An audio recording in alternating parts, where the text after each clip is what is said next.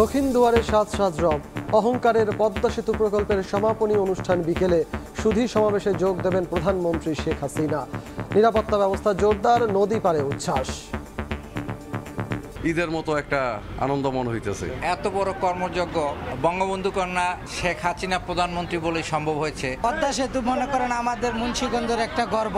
মুহূর্তের মধ্যে এক স্থান থেকে অন্য স্থানে চলে যেতে পারছি। এই সেতু মাননীয় প্রধানমন্ত্রীর সাহস, দৃঢ়তা, সততা, দেশীয় এবং আন্তর্জাতিক অনেক ষড়যন্ত্র মোকাবেলা করে উনি এই সেতু নির্মাণ করেছেন। নিরাপত্তার চাদরে সর্বত্র ঢেকে ফেলা হয়েছে।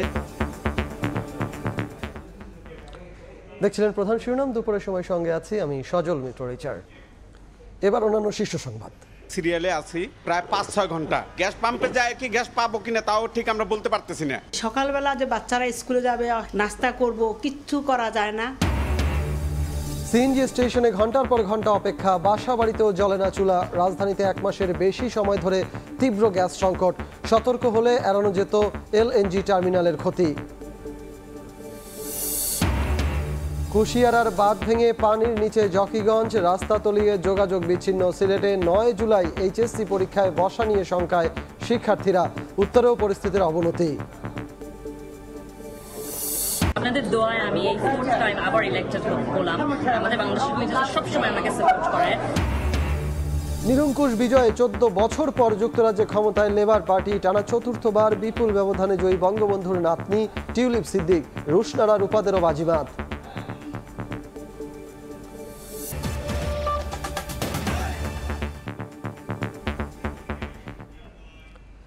দক্ষিণ দুয়ারে সাজ সাজ রব বিকেলে অনুষ্ঠিত হতে যাচ্ছে অহংকারের পদ্মা সেতু প্রকল্পের সমাপনী অনুষ্ঠান।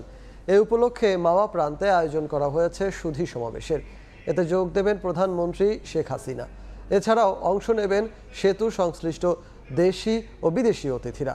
নাসির উদ্দিন উজ্জ্বলের রিপোর্ট আর ছবি তুলেছেন আবু সাইদ। নিজস্ব অর্থায়নে নির্মিত পদ্মা সেতু এখন আলোর দ্যুতি ছড়াচ্ছে। এরই মধ্যে যান পারাপার 1,27,00,000 ছাড়িয়েছে। সড়ক পথের পাশাপাশি রেলপথেও রাত দিন চলছে ট্রেন। পদ্মা সেতুর রেল লিঙ্কের ভাঙা যশোর অংশের কাজও শেষ হচ্ছে চলতি মাসেই। এই অংশ চালু হলে রেলপথে যশোর থেকে রাজধানীর দূরত্ব কমবে প্রায় 195 কিলোমিটার। পদ্মা সেতু ট্রান্স এশিয়া নেটওয়ার্কে যুক্ত হওয়া এখন সময়ের ব্যাপার মাত্র।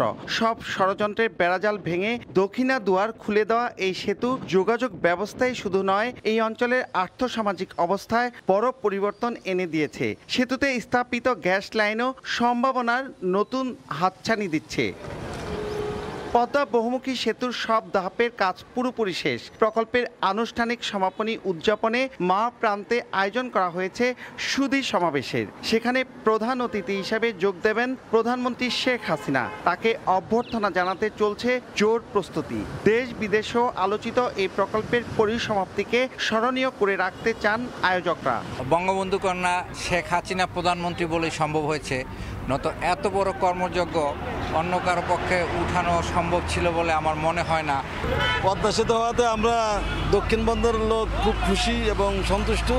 বাংলাদেশ যে স্বয়ংসম্পূর্ণ একটি দেশ, যা এই পদ্মা সেতুর মাধ্যমে, যেটা আমাদের মাননীয় প্রধানমন্ত্রী জননেত্রী শেখ হাসিনা প্রমাণ করেছেন। পদ্মা সেতু এবারে যে সমাপনী অনুষ্ঠান, এটা অত্যন্ত একটা মাইলফলক অনুষ্ঠান মাননীয় প্রধানমন্ত্রী। ব্যবসা বাণিজ্য দক্ষিণবঙ্গ সব দিকে আমাদের সুবিধা হচ্ছে।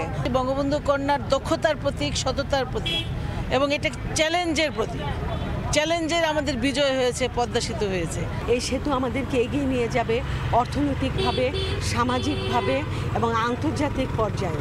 সমাবেশ ও প্রধানমন্ত্রীর আগমনকে ঘিরে পুরো এলাকা নিরাপত্তার চাদরে ঢেকে রাখা হয়েছে।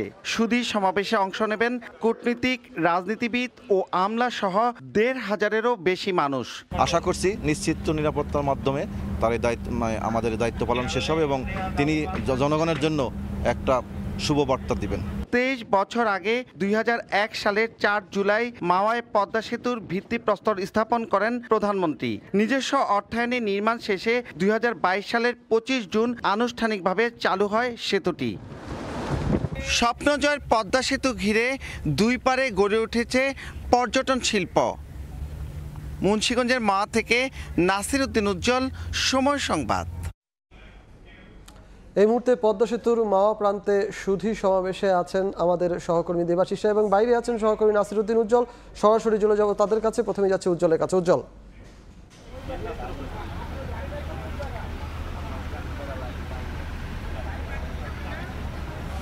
স্বপ্নজয়ের পদ্মা সেতু চালু হওয়ার 2 বছরের মধ্যেই কিন্তু এই অঞ্চলে বড় ধরনের পরিবর্তন এসছে এবং এখানকার যে পদ্মা সেতু ঘিরে মানুষের জীবন মান সেই জায়গাটিতে কিন্তু আমরা লক্ষ্য করছি যে বৈপ্লবিক পরিবর্তনের পাশাপাশি যে এই পদ্মা সেতু প্রকল্প ঘিরে এখানে যে 5টি পুনর্বাসন কেন্দ্র করা হয়েছিল সেখানে কিন্তু আলোর দ্যুতি ছড়াচ্ছে পুনর্বাসন কেন্দ্রগুলো থেকে।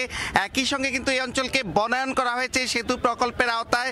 নদী শাসন করা হয়েছে 14 কিলোমিটার এলাকা জুড়ে এবং জাজিরা প্রান্তে 12 কিলোমিটারের এই নদী শাসনের কারণে কিন্তু দীর্ঘদিনের যে নদী ভাঙনের সমস্যা সেই চ্যালেঞ্জটিও কিন্তু এখন সফলভাবে বন্ধ হয়েছে। এবং আপনারা লক্ষ্য করছেন যে এইসব নানা রকম সফলতা যে পদ্মা সেতুর জন্য যে বরাদ্দ ছিল সর্বশেষ সেখান থেকে কিন্তু 1,500 কোটি টাকার বেশি সাশ্রয় হয়েছে এবং পদ্মা সেতুর সকল কাজ যে সম্পন্ন হবার কারণেই কিন্তু এই যে প্রধানমন্ত্রী সমাপনী অনুষ্ঠানটিতে এসছেন এবং সেই অনুষ্ঠান ঘিরে চারিদিকে কিন্তু জৌলস ছড়াচ্ছে এবং সেই যে পদ্মাপাড়ের মানুষের এই এবং সে কারণে কিন্তু দেশি বিদেশি অনেক অতিথিরা এই সুধী সমাবেশে অংশ নিতে কিন্তু ভিড় করছেন এবং এই যে আষাঢ়ের আকাশ ভেঙে বৃষ্টি ঝরছে সবকিছু উপেক্ষা করে কিন্তু উচ্ছ্বসিত লোকজন এখানে এসছেন এবং তারা কিন্তু বলছেন যে এই আকাশ ভেঙে বৃষ্টি ঝরছে সবকিছু উপেক্ষা করে কিন্তু উচ্ছ্বসিত লোকজন এখানে এসছেন এবং তারা কিন্তু বলছেন যে এই পদ্মা সেতু শুধু এই একটি সময়ের জন্য গর্বের বিষয় না, বাঙালি জাতির যে পরিবর্তন সেই পরিবর্তনের জায়গাটি থেকে যে সক্ষমতার স্মারক হয়ে কিন্তু বহিঃপ্রকাশ ঘটিয়েছে এবং এই পদ্মা সেতুর সঙ্গে কিন্তু দ্রুতগতির ইন্টারনেট এবং এখানে কিন্তু টেলিফোন অনেক রকম সুবিধা রয়েছে। একই সঙ্গে পদ্মা সেতু কেন্দ্রিক যে হাই ভোল্টের বিদ্যুৎ ব্যবস্থা সঞ্চালন করা হয়েছে এর মধ্য দিয়ে কিন্তু রামপাল এবং পায়রার বিদ্যুৎ রাজধানী ঢাকায় আসছে। তো এই ছিল আমার কাছে এই সুধী সমাবেশের বহির অংশের সবশেষ। আমরা চলে যাব ভেতরে, সেখানে এই সুধী সমাবেশের ভেতরে আছেন সহকর্মী দেবাশিস রায়। দেবাশিস, সেখানকার কি অবস্থা আপনি জানাবেন? সহকর্মী নাসিরউদ্দিন উজ্জ্বল জানাচ্ছিলেন এই মাহেন্দ্র খন অর্থাৎ যে মাহেন্দ্র খনের জন্য প্রস্তুত হচ্ছে মাওয়াবাসী, সেই মাহেন্দ্র খনে যারা সাক্ষী হতে চলেছেন বা যারা এই সমাপনী উৎসব বা সমাপনী যে অনুষ্ঠান বা প্রকল্প সমাপনের যে সুধী সমাবেশের আয়োজন করা হয়েছে সেই আয়োজনে বিভিন্ন প্রান্ত থেকে মানুষজন আসছেন প্রধানমন্ত্রী শেখ হাসিনার এই আয়োজনটিতে যোগ দেবার জন্য। ঠিক এই মুহূর্তে আসলে সমাবেশ স্থলের সুধী সমাবেশ যে আয়োজনটি করা হয়েছে এখান থেকে উদ্বোধনী অনুষ্ঠান করা হয়েছিল মাওয়াতে, ঠিক সেই জায়গাটিতেই কিন্তু আসলে এই আয়োজনটিও করা হচ্ছে প্রকল্প সমাপনী ঠিক 2 বছর পর, অর্থাৎ 2022 সালের 25 জুন এমন একটি আষাঢ়ের দিনেই কিন্তু পদ্মা সেতু যান চলাচলের জন্য উন্মুক্ত করে দেওয়া হয়। প্রধানমন্ত্রী শেখ হাসিনা তিনি উদ্বোধন করেন। একই সঙ্গে সঙ্গে কিন্তু আজ এই প্রকল্পটির সফল সমাপ্তির পর যে রাষ্ট্রীয়ভাবে আনুষ্ঠানিকতার আয়োজন করা হয়েছে সেই আনুষ্ঠানিকতাটি কিন্তু সুধী সমাবেশের মধ্য দিয়েই শেষ হবে, যে সুধী সমাবেশে প্রধান অতিথি থাকবেন সরকার প্রধান শেখ হাসিনা। আমরা যতটুকু তার সফরসূচি জেনেছি তিনি পদ্মা সেতুতে এই মাওয়া প্রান্তে আসবেন বিকেল 4টায় এবং তারপরে এখানে খুব সম্ভবত সব মিলিয়ে প্রায় 1.5 থেকে 2.5 ঘন্টার একটি কর্মসূচি রয়েছে। প্রধানমন্ত্রী সেই কর্মসূচি শেষ করে তিনি পদ্মা সেতু পাড়ি দিয়েই জাতির পিতার সমাধিসৌধ অর্থাৎ গোপালগঞ্জের টুঙ্গিপাড়ায় যাবেন। সব মিলিয়ে কিন্তু আসলে এই পুরো মাওয়া প্রান্ত থেকে শুরু করে পদ্মার 2 পাড়ের মধ্যেই কিন্তু এক ধরনের উৎসবের আমেজ ছড়িয়ে পড়েছে। আপনারা জানেন যে পদ্মা সেতু এরই মধ্যে কিন্তু সফলভাবে এই যে একটি সফল অবকাঠামো হিসেবে বাংলাদেশের সামাজিক এবং অর্থনৈতিক যে প্রেক্ষাপটে রূপ বদলাতে শুরু করেছে বা তার ইতিবাচক প্রভাব পড়তে শুরু করেছে সেটি কিন্তু আসলে এখন শুধুমাত্র দেশবাসী নয়, শুধুমাত্র এই পদ্মা সেতুর ব্যবহারকারী নয়, এটি কিন্তু আসলে বিশ্বের অনেক দেশ এবং এমনকি অনেক সংস্থা কর্তৃক স্বীকৃত। একই সঙ্গে সঙ্গে পদ্মা সেতু শুধুমাত্র একটি অবকাঠামো নয়, এই অবকাঠামোটিকে ঘিরে এই যোগাযোগ অবকাঠামোটিকে ঘিরে বিশেষ করে রাজনৈতিক, অর্থনৈতিক এবং কূটনৈতিক যে ধরনের ষড়যন্ত্র এবং যে ধরনের বক্রপথ, যে ধরনের প্রতিবন্ধকতা বাংলাদেশকে পেরিয়ে আসতে হয়েছে, সেই জায়গাটি থেকে কিন্তু আসলে এই প্রকল্পটি অন্যান্য আর 10টা প্রকল্পের চেয়ে কিন্তু একেবারে আলাদা এবং ভিন্নভাবে মহিমান্বিত হয়। এবং এই প্রকল্পটি আসলে গর্বের মাত্রা তখনই ছাড়িয়ে যায় যখন দেখা যায় যে এই প্রকল্পটির ইতিহাস ঘাটলে যখন দেখা যায় যে বিশ্ব মোড়লরা বা বড় বড় অর্থনৈতিক সংস্থাগুলো কিন্তু দুর্নীতির ধোয়া তুলে, এক ধরনের নেতৃত্বের প্রশ্ন তুলে তারা এই প্রকল্পটিতে অর্থায়ন থেকে সরে গিয়েছিল। সেই জায়গাটি থেকে এই প্রকল্পটি বাংলাদেশ সেই অর্থনৈতিক সংস্থাগুলোর বিপরীতে দাঁড়িয়ে নিজস্ব অর্থায়নে এই সেতুটি নির্মাণ করেছে এবং সেতুটি সফলভাবে এখন তার সেবা দিতে শুরু করেছে। সেতুটির সুফল কিন্তু এখন দেশবাসী পাচ্ছেন। এরই মধ্যে যে টোল হিসেবে যে টাকাগুলো উঠে আসছে সেটি কিন্তু সরকারের রাজস্ব খাতে জমা হচ্ছে। একই সঙ্গে সঙ্গে এই যে সেতু বিভাগ থেকে আসলে একটি অভ্যন্তরীণ ঋণের ব্যবস্থা করা হয়েছিল, সেই ঋণের কিস্তিও কিন্তু সরাসরি পরিশোধের একটি প্রক্রিয়াও চলছে। এরই মধ্যে গেল 30 জুন অর্থাৎ বিগত যে অর্থ বছর, সেই অর্থ বছরে পদ্মা সেতুর পুরো প্রকল্পটির সমাপন ঘটেছে এবং এই প্রকল্পটির সমাপ্তি অনুষ্ঠানে প্রধানমন্ত্রী শেখ হাসিনা আর অল্প কিছুক্ষণ পরে আসবেন। সেই অনুষ্ঠানটি শুরু হলে নিশ্চয়ই এখানকার বিস্তারিত সংবাদগুলো আমরা আবারও আপনাদেরকে জানাবো। তো এই ছিল এখন পর্যন্ত পদ্মা সেতু প্রকল্পের সমাপনী অনুষ্ঠানের আমার কাছে মাওয়া প্রান্ত থেকে সবশেষ তথ্য। মুন্সিগঞ্জের মাওয়া থেকে যুক্ত হয়েছিলেন সহকর্মীরা। শুরুতেই ছিলেন নাসিরউদ্দিন উজ্জ্বল এবং তারপরে ছিলেন আমাদের সঙ্গে দেবাশিস রায়। এবার অন্য প্রসঙ্গ। 5 সপ্তাহেও মেরামত হয়নি ঘূর্ণিঝড় রেমালে ক্ষতিগ্রস্ত এলএনজি টার্মিনাল। এতে 1 মাসেরও বেশি সময় ধরে দেশ জুড়ে তীব্র আকার ধারণ করেছে গ্যাস সংকট। এই অবস্থা চলবে আরও অন্তত সপ্তাহ 2। বিশেষজ্ঞরা মনে করেন সতর্কতা অবলম্বন করলে এড়ানো যেত এলএনজি টার্মিনালের ক্ষতি, আর গ্রাহকদের পড়তে হতো না অসহনীয় ভোগান্তিতে। সালাউদ্দিন লিয়ার ছবিতে ফারুক ভেরবিনের রিপোর্ট। গ্যাসের অপেক্ষায় থাকা যানবাহনের দীর্ঘ এই সারি দেশের সংকটময় জ্বালানি খাতের প্রতীকী রূপ।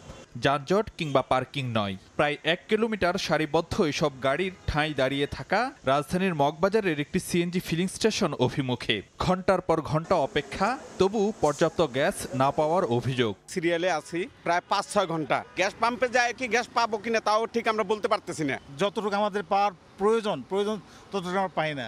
যেখানে 600 টাকার গ্যাস ঢুকবে ওখানে হয়তো 300 টাকাও ঢুকে না। আর গ্যাসের এই সংকটের কারণে টান পড়ছে অনেকে রুটি রুজিতেও। 4 ঘন্টা 5 ঘন্টা করে লাইনে আইসা গ্যাস পাম্পে ঢুকে প্রেসার নাই। গাড়ির চাকা যদি না ঘুরে তাহলে অর্থনৈতিক চাকা ঘুরবে কেমনে? আবাসিকীয় চলছে সংকটের তীব্রতা। বাধ্য হয়ে অনেককে তাই বাড়তি অর্থ ব্যয় করতে হচ্ছে এলপি গ্যাসের পেছনে। সকাল 6:30টায় চলে যায়, বিকেল 3টায় আসে। সকালবেলা যে বাচ্চারা স্কুলে যাবে, নাস্তা করব, কিচ্ছু করা যায় না, বাধ্য হয়ে সিলিন্ডার ব্যবহার করি। দেশে বর্তমানে প্রায় 4000 মিলিয়ন ঘনফুট গ্যাসের চাহিদা থাকলেও 3000 মিলিয়ন ঘনফুট যোগান দিতেই হিমশিম অবস্থা জ্বালানি বিভাগের। আর গত 1 মাস ধরে সরবরাহ নেমে গেছে 2000 থেকে 2600 মিলিয়ন ঘনফুটের ঘরে। এর মূল কারণ ঘূর্ণিঝড় রেমালের সময় সামিটের ক্ষতিগ্রস্ত এলএনজি টার্মিনাল গত 27 মে থেকে বন্ধ থাকা। শুরুতে 3 সপ্তাহ পর স্বাভাবিক উৎপাদনে ফেরার কথা বলা হলেও এখন পেরিয়ে গেছে 5 সপ্তাহেরও বেশি সময়। জ্বালানি বিভাগ এখন যে আভাস দিচ্ছে তাতে তীব্র সংকট সইতে হবে আরও সপ্তাহ 2-এর বেশি সময়। আমাদের একটা এফএসআরইউ ক্ষতিগ্রস্ত হয়েছে, প্রায় 1 মাস যাবত আমাদের কাজ চলতেছে। এটা হয়তো আগামী 14-15 তারিখের দিকে আসবে। 15-16 তারিখের দিকে আমরা আশাবাদী যে গ্যাস নিরবিচ্ছিন্ন হয়ে যাবে। আর এলএনজি টার্মিনালের মতো স্পর্শকাতর স্থাপনা ক্ষতিগ্রস্তের পেছনে অসতর্কতাকে দায়ী করছেন বিশেষজ্ঞরা। একটা ভেসেল এসে আমাদের একটা কেপিআই এরকম আঘাত করছে। It is very unfortunate. এটা দেখা উচিত কারো গাফলতির জন্য হয়েছে কিনা, এটার জন্য তো আমরা বিরাট মূল্য দিতেছি না। এছাড়া নিজস্ব গ্যাসের উৎপাদন না বাড়িয়ে আমদানি নির্ভরতাও ক্রমেই ঝুঁকিপূর্ণ করছে জ্বালানি খাত মত বিশেষজ্ঞদের। চাহিদার উল্লঙ্ঘনের বিপরীতে দেশের স্থবির জ্বালানি খাত নানাভাবেই বিপাকে ফেলছে গ্রাহকদের। অন্যদিকে যতটুকু সক্ষমতা রয়েছে তার সদ্ব্যবহার নিশ্চিতে কর্তৃপক্ষের সদিচ্ছা নিয়েও রয়েছে নানা প্রশ্ন। আর সে কারণেই অধরেই থেকে যাচ্ছে দেশের জ্বালানি সংকটের টেকসই সমাধান। ফারুক ভিয়া, রবিন, সময় সংবাদ, ঢাকা। সিলেটের কুশিয়ারা নদীর বাঁধ ভেঙে জকিগঞ্জ উপজেলার বিস্তীর্ণ এলাকা তলিয়ে গেছে। পানিবন্দী অবস্থা, মানবেতর জীবনযাপন করছে কয়েক লাখ মানুষ। এমন পরিস্থিতির জন্য পানি উন্নয়ন বোর্ডকে দুষছেন স্থানীয়রা। এদিকে পানি বাড়ায় 9 জুলাই এইচএসসি পরীক্ষায় বসা নিয়ে শঙ্কায় শিক্ষার্থীরা। বিস্তারিত জানাচ্ছেন ইকরামুল কবির। সিলেটের উত্তর পূর্ব সীমান্তবর্তী উপজেলা জকিগঞ্জ উপজেলার পৌর এলাকার মধ্যে, এই জকিগঞ্জ পৌর এলাকার 9টি ওয়ার্ডের 1 নম্বর ওয়ার্ডে আমি আছি। এই এলাকার খোলাছড়ার যে পরিস্থিতি, এটা ভয়াবহ পরিস্থিতি। সিলেটে কুশিয়ারা নদীর বাঁধ ভেঙে জকিগঞ্জ উপজেলার বিস্তীর্ণ এলাকা পানিতে তলিয়ে গেছে। বাঁধের ভাঙ্গা অংশ দিয়ে তীব্র গতিতে পানি প্রবেশ করায় নতুন নতুন এলাকা প্লাবিত হচ্ছে প্রতি ঘন্টায়। পানিতে ডুবে আছে ঘরবাড়ি, দোকানপাট, জনপদ। দিশেহারা হয়ে পড়েছেন বানভাসী মানুষেরা। আমাদের ঘরের ভিতরে হাঁটু পানি, আমরা খুব কষ্টতে জীবনযাপন করতেছি। একটা রোগী নিয়ে যে আমরা মেডিকেলে যাব, এই পরিস্থিতি আমাদের নেই। আমরা খুব অসহায়ের মধ্যে আছি। এই পরিস্থিতির জন্য পানি উন্নয়ন বোর্ডকে দায়ী করছেন জকিগঞ্জবাসী। পানি বোর্ড ইউনিয়নে কি করতেছে, এই দায়িত্বটা যে এখন পর্যন্ত কোনো জিও আনতে পারেনি। প্রথম প্লাবিত হওয়ার পরে শুকাইছিল, এই শুকানির পরে কিন্তু দায়িত্বটা মেরামতের জন্য উনারা আসে নাই, উনারা দেখার জন্য আসে নাই। আমরা এলাকাবাসী 2 দফা ওই বাঙ্গনটা প্রতিরোধ করেছি। পানি উন্নয়ন বোর্ড প্রথমবার যখন বন্যা হয়েছিল, এই সময় যদি আমাদের এই ডাইকটা বন্ধ করে দিত, তাহলে আমরা দ্বিতীয়বার প্লাবিত হতো না। তৃতীয় দফা বন্যায় জকিগঞ্জে 5 ইউনিয়ন ও পৌর এলাকার 85 গ্রামের লক্ষাধিক মানুষ পানিবন্দী রয়েছেন। বাঁধের ভাঙ্গা অংশ দিয়ে তীব্র গতিতে পানি প্রবেশ করার কারণে জকিগঞ্জ পৌর এলাকার এই 1 নম্বর ওয়ার্ডের খোলাছড়া গ্রাম সহ বিস্তীর্ণ এলাকা পানিতে তলিয়ে গেছে। এই অবস্থার মানুষ 4 দিন ধরে পানিবন্দী অবস্থায় রয়েছে। ইকরামুল কবির, সময় সংবাদ, জকিগঞ্জ, সিলেট। নদ নদীর পানি বাড়তে থাকায় উত্তরাঞ্চলেও বন্যা পরিস্থিতির অবনতি হয়েছে। গাইবান্ধায় ব্রহ্মপুত্রের পানি ফুলছড়ি ঘাট পয়েন্ট বিপদ সীমার 87 সেন্টিমিটার উপর দিয়ে প্রবাহিত হচ্ছে। বাড়িঘর তলিয়ে চরম দুর্ভোগে বানভাসীরা। এছাড়া কুড়িগ্রামে পানিবন্দী হয়ে পড়েছেন 1.5 লক্ষাধিক মানুষ।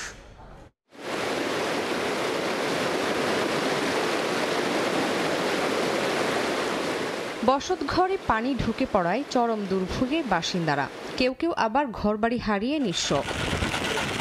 গাইবান্ধার ফুলছড়ি ঘাট পয়েন্টে ব্রহ্মপুত্র নদীর পানি বিপদসীমার 87 সেন্টিমিটার উপর দিয়ে প্রবাহিত হচ্ছে। এতে জেলা সদর, ফুলছড়ি, সাঘাটা ও সুন্দরগঞ্জ উপজেলায় পানিবন্দী হয়ে পড়েছে নিম্নাঞ্চলের 50,000 পরিবার। বসতঘরে পানি ঢুকে পড়ায় রান্নাবান্না করতে হচ্ছে উঁচু স্থানে। গবাদি পশু নিয়েও চরম বিপাকে বন্যা কবলিতরা। বন্ধ ঘোষণা করা হয়েছে জেলার 80টি শিক্ষা প্রতিষ্ঠান। সারাটা দিন এলে পানির মধ্যে ভিজতেছি, সোল পোল নিয়ে। এক সাইডে গরু দিয়ে, এখন এক সাইডে একটা চকি ফেলা, এই জায়গায় এখন সবাই মিলে থাকা নেব, তাছাড়া ঘরে থাকার কোনো রাস্তা নেই। কুড়িগ্রামে হুহু করে লোকালয়ে ঢুকছে ব্রহ্মপুত্রের পানি। 5 উপজেলার পানিবন্দী প্রায় 1.5 লক্ষাধিক মানুষ। দেখা দিয়েছে বিশুদ্ধ পানির সংকট। স্থানীয় পানি উন্নয়ন বোর্ড জানিয়েছে, হাতিয়া পয়েন্টে ব্রহ্মপুত্রের পানি বিপদসীমার 80 সেন্টিমিটার, চিলামারি পয়েন্টে 78-এর উপর দিয়ে প্রবাহিত হচ্ছে। বাঁধ ভেঙে পানি এমনভাবে ছুটছে যেখানে মানুষ, গরু, ছাগল, বাড়িঘর সব ক্ষয়ক্ষতি হয়ে যাচ্ছে। খড়ি, জাবা, পাক, পাল্লা, চাল, ডাল, ব্যাগ উপরে তুলে নিছি, তুলে ওখানে থাকি, ওখানে খাই। যাওয়ার মতো কোনো স্কোপ নাই। হয়তো 2টা গরু আছে, 2টা ছাগল আছে, হাঁস মুরগি আছে। সারাটা দিন এই পানিতেই অবস্থান করতে হয়। ভারী বর্ষণে যমুনা নদীর পানি বাড়ায় তলিয়ে গেছে জামালপুরের বেলতৈল বাজার ও স্টেশন সড়ক। রেলওয়ে ও পদ্মনগর স্কুলে আশ্রয় নিয়েছে 400 পরিবার। বন্ধ রয়েছে জেলার 28টি শিক্ষা প্রতিষ্ঠান। অনেক পানি বাড়তেছে, পানির থালা ঘটনা বাড়া পাইনে, পোলাহানে খাদ্য দেওয়া পাইনে। সকালবেলা রাস্তা দিয়ে হেঁটে আসছি, এখন হাঁটিয়ে আসা সম্ভব না, অতিরিক্ত স্পিড পানির। রাস্তাঘাট তলায় গেছে, দোকানপাট বন্ধ হয়ে গেছে, চলাচল বিচ্ছিন্ন হয়ে গেছে। উজানের ঢলে বগুড়ায় যমুনা নদীর পানি বিপদসীমার 52 সেন্টিমিটার উপর দিয়ে প্রবাহিত হচ্ছে। সারিয়াকান্দি ও ধুনট উপজেলায় পানিবন্দী প্রায় 50,000 মানুষ। শামিমা শাম্মী, সময় সংবাদ। বন্যা পরিস্থিতির আরো খবর জানাতে এই মুহূর্তে সিলেটের জকিগঞ্জে আছেন সহকর্মী ইকরামুল কবির এবং কুড়িগ্রামের উলিপুরে আছেন বাদশাহ সৈকত। শুরুতেই যাচ্ছি ইকরামের কাছে। ইকরাম,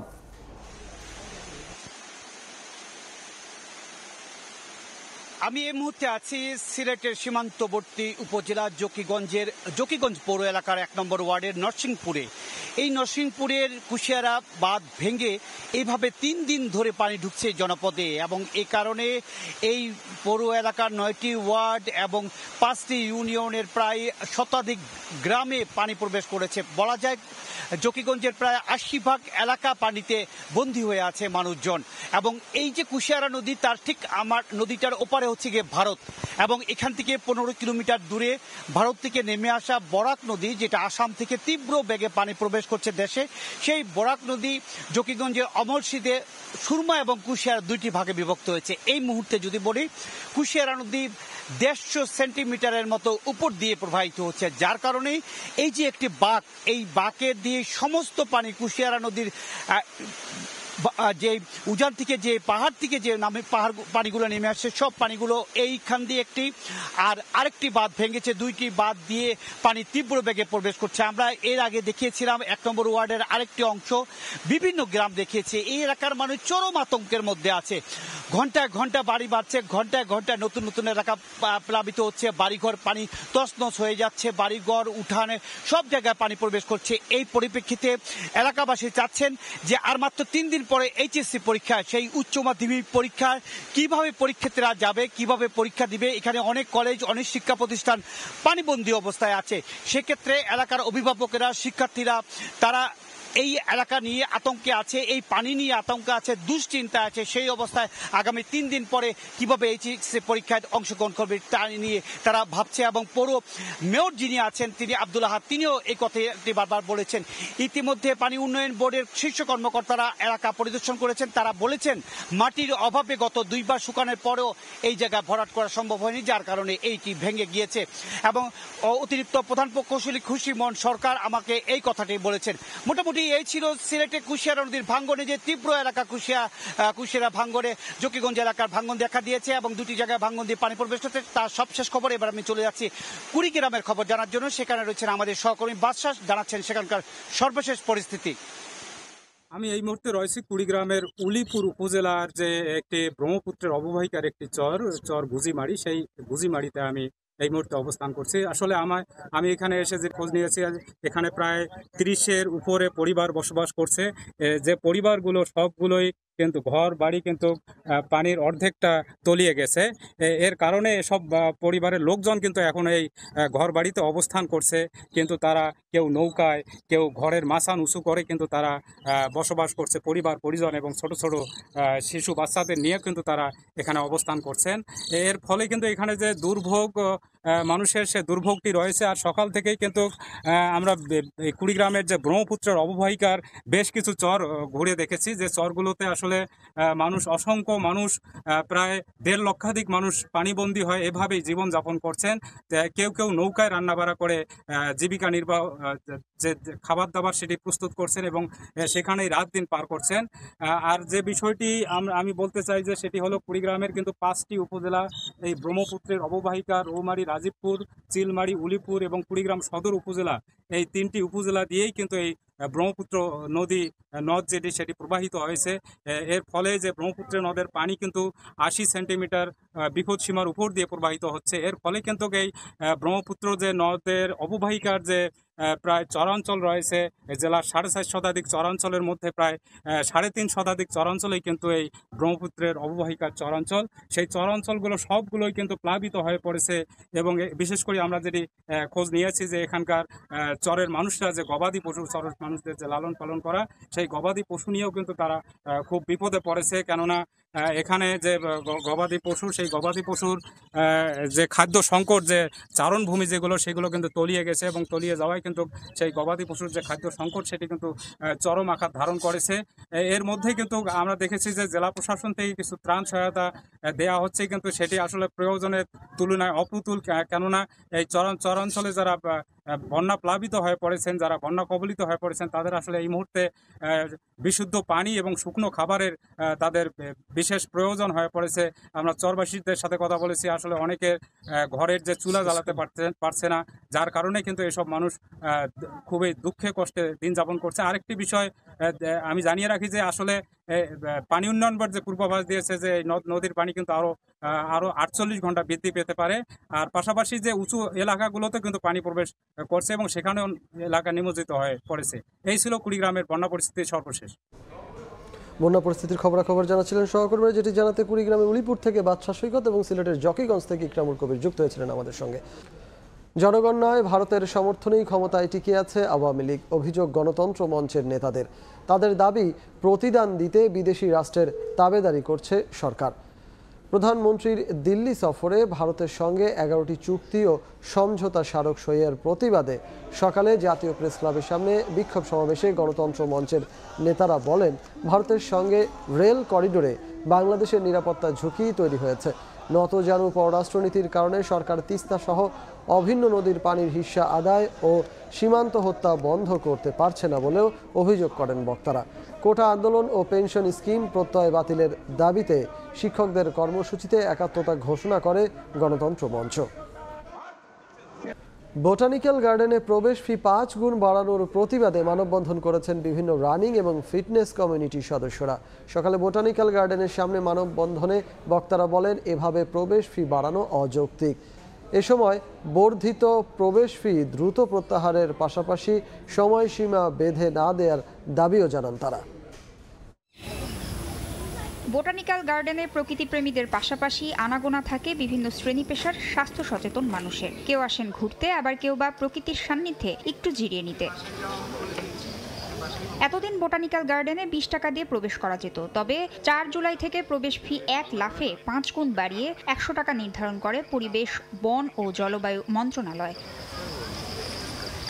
আগে শরীরচর্চার জন্য উদ্যানে গেলে লাগতো না কোনো ফি, কিন্তু নতুন নিয়মে হাঁটতে আসলেও দিতে হবে প্রবেশ ফি। সেই সঙ্গে থাকা যাবে না 1 ঘন্টার বেশি সময়। ফজরের নামাজ পড়ে বয়স্ক লোকগুলা কিন্তু 6টার সময় ঢুকে 7টায় বের হতে পারবে না। পারবে? আমি হয়তো বিকেল বেলার দিকে আসবো অথবা 9টার দিকে আসবো, আমার যখন সময় হবে তখন সেটা আসবো। প্রজ্ঞাপনে জারি করা নতুন নিয়মে 12 বছরের বেশি বয়সীদের বোটানিক্যাল গার্ডেনে প্রবেশে ফি দিতে হবে 100 টাকা, আর 12 বছরের কম বয়সীদের গুনতে হবে 50 টাকা। এদিকে দেশের বিভিন্ন শিক্ষা প্রতিষ্ঠান থেকে এখানে সফরে আসা প্রতি 100 শিক্ষার্থীকে 1000 টাকা ফি দিতে হবে নতুন নিয়মে। একটা স্টুডেন্ট যদি বাৎসরিকভাবে এখানে কার্ড করে, সে কিভাবে সকাল 6টা ঢুকে 7টায় বেরোবে? আমরা কোনো নির্দিষ্ট টাইম সময়সীমা চাই না, আমরা এখানে হাঁটবো। বর্ধিত ফি এবং সময়সীমার বিরুদ্ধে শুক্রবার সকালে বোটানিক্যাল গার্ডেনের সামনে মানববন্ধন করে মিরপুর সহ রাজধানীর বিভিন্ন রানিং এবং ফিটনেস কমিউনিটির সদস্যরা। মানববন্ধনে বক্তারা অবিলম্বে এই সিদ্ধান্ত প্রত্যাহারের দাবি জানান। এখানে অনেক প্রেগনেন্ট মহিলা আসেন, তারপরে মুরব্বীরা আসেন, ছোট ছোট বাচ্চারা আসেন যারা এসে ছোটাছুটি করে। সো এই পরিবেশটা দেখতে ভালো লাগে। 1 ঘন্টা এটা আসলেই সম্ভব না, কারণ পরিবার নিয়ে আসতে গেলে, বাচ্চাদেরকে সকালে নিয়ে আসতে গেলে এখানে অনেক সময়ের ব্যাপার থাকে। আমরা চাবো রবি সোমবারে সরকার এটা নিয়ে কাজ করবে এবং এটা একটা যৌক্তিক সমাধান খুঁজে বের করবে। বোটানিক্যাল গার্ডেনকে প্রকৃতিপ্রেমী সহ সাধারণ মানুষের আয়ত্তের মধ্যে রাখার দাবিও জানান মানববন্ধনে অংশগ্রহণকারীরা। তাসনিয়া নিশাত, মিম, সময় সংবাদ, ঢাকা। ভরা মৌসুমেও স্বস্তি নেই চালের বাজারে। পর্যাপ্ত সরবরাহ, তারপরও সপ্তাহের ব্যবধানে সব ধরনের চালের দাম কেজিতে বেড়েছে 2 থেকে 3 টাকা। সিন্ডিকেটের থাবায় স্বস্তি নেই মাছ, মাংস, ডিমেও। বোরো ধান কাটা মারাইয়ের মৌসুমে চালের দাম কমবে এমন আশা ক্রেতাদের, উল্টো দাম বাড়ছে।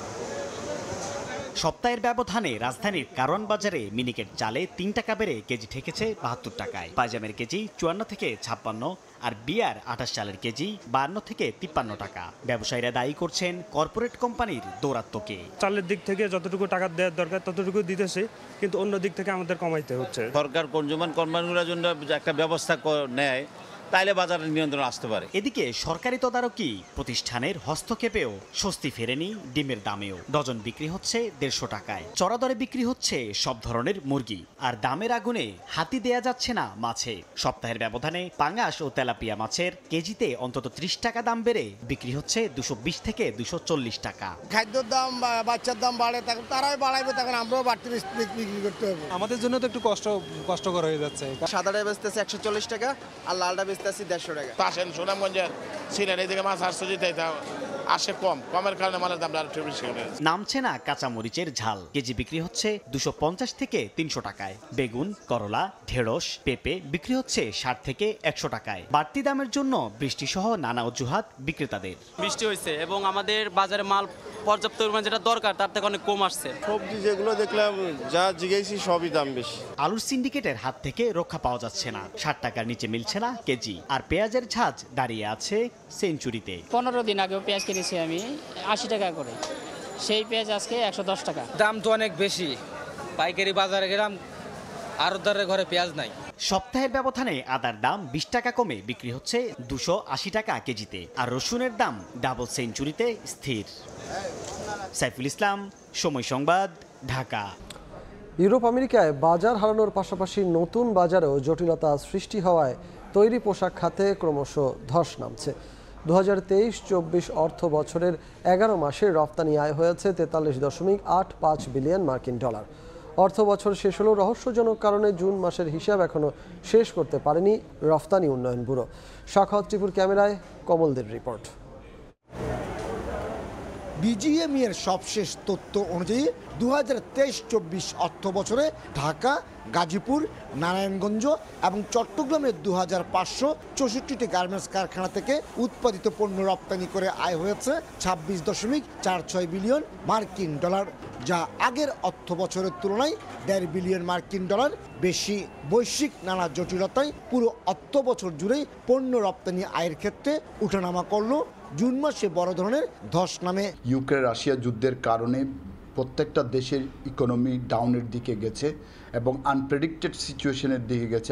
2.86% প্রবৃদ্ধি হিসেবে সদ্য বিদেয়ী অর্থ বছরের 11 মাসে গার্মেন্টস খাত থেকে রপ্তানি আয় দেখানো হয়েছে 43.85 বিলিয়ন মার্কিন ডলার। অর্থ বছর শেষ হওয়ার পরও পুরো বছরের পরিসংখ্যান এখনও রপ্তানি উন্নয়ন ব্যুরো প্রকাশ করেনি। তৈরি পোশাক খাতে রপ্তানি আয়ের লক্ষ্যমাত্রা অর্জন না হয় এই দেরি বলে অভিযোগ উঠেছে। কম্পিটিটর দেশের সাথে আমরা কিন্তু তাল মিলিয়ে অর্ডারগুলো নিতে পারছি না, ডিউ টু আমাদের খরচ এখানে অনেকাংশে বেড়ে গেছে।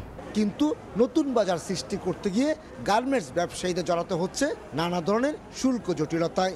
বিশেষ করে নতুন দেশে নতুন পণ্য রপ্তানি করতে গিয়ে কাস্টমস এবং বন্ড জটিলতা বেশি বলে অভিযোগ গার্মেন্টস ব্যবসায়ীদের। সম্ভাবনাময় ডেস্টিনেশনগুলো ওসব জায়গায় আমার মনে হয় কূটনৈতিক চ্যানেলে কাজ করা দরকার। 2023-24 অর্থ বছরে রপ্তানি আয় 50 বিলিয়ন ডলার ছাড়িয়ে যাওয়ার আশা করেছিল গার্মেন্টস ব্যবসায়ীরা। ইউরোপ আমেরিকার মতো প্রচলিত বাজারে আবারও রপ্তানি বাড়াতে যেমন সরকারের কূটনীতিক মহলকে সচেষ্ট হতে হবে, ঠিক তেমনি নতুন বাজার সৃষ্টিতে সদিচ্ছা থাকতে হবে জাতীয় রাজস্ব বোর্ডের। এমনটি বলছেন গার্মেন্টস ব্যবসায়ীরা। চট্টগ্রামের বায়েজিদ শিল্পাঞ্চল থেকে কমল দে, সময় সংবাদ। যুক্তরাজ্যের সাধারণ নির্বাচনে নিরঙ্কুশ জয় পেয়েছে লেবার পার্টি। অন্যদিকে 14 বছর ধরে ক্ষমতায় থাকা কনজারভেটিভ পার্টির ভরাডুবি হয়েছে। পরাজয় স্বীকার করেছেন ঋষি সুনাক। টানা চতুর্থবারের মতো জয় পেয়েছেন বঙ্গবন্ধু শেখ মুজিবুর রহমানের নাতনি টিউলিপ সিদ্দিক। বাজিমাত করেছেন রুশনা আরা আলী, রূপা হক, আফসানা বেগমও। লন্ডন থেকে শোয়েব কবিরের রিপোর্ট। সত্যি হলো ভূত ফেরত জরিপ। 14 বছরের টরি শাসনের অবসান ঘটিয়ে যুক্তরাজ্যের নির্বাচনে নিরঙ্কুশ জয় পেল লেবার পার্টি। বিজয়ী ভাষণে ভোটারদের ধন্যবাদ জানিয়েছেন লেবার নেতা কিয়ার স্টারমার। এই জয়ের মধ্য দিয়ে পরিবর্তন শুরু হলো বলেও মন্তব্য করেছেন যুক্তরাজ্যের পরবর্তী প্রধানমন্ত্রী। We did it! You campaigned for it, you fought for it, you voted for it. And now it has arrived. Change begins now.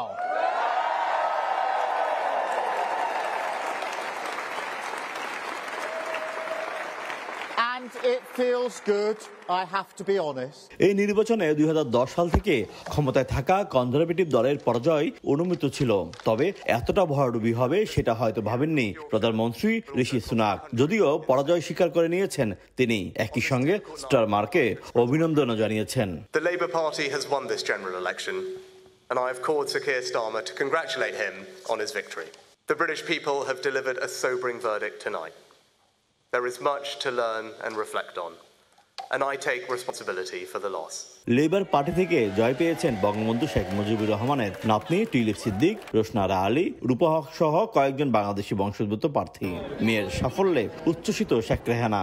আমি আশা করি যে তার জীবনটাকে উৎসর্গ করেছে পলিটিক্সে, রাজনীতিতে, এবং তার পরিচয় তার দেওয়ার প্রয়োজন হয় না। সবার কাছে দোয়া চাই সে যেন তার কাজ তার নিষ্ঠার সাথে করতে পারে। সবাইকে শুভেচ্ছা জানাচ্ছি।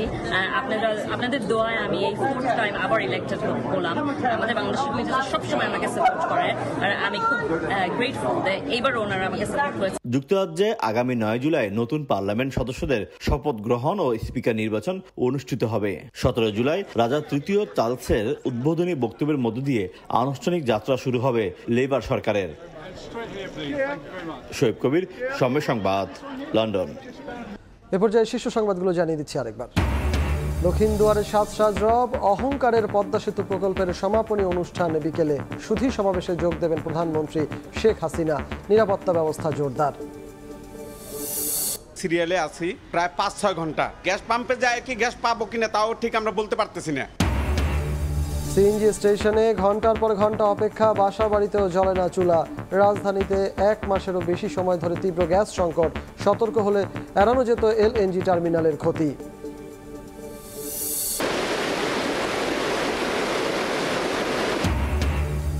কুশিয়ারার বাঁধ ভেঙে পানির নিচে জকিগঞ্জ, রাস্তা তলিয়ে যোগাযোগ বিচ্ছিন্ন। সিলেটে 9 জুলাই এইচএসসি পরীক্ষায় বসা নিয়ে শঙ্কায় শিক্ষার্থীরা, উত্তরেও পরিস্থিতির অবনতি।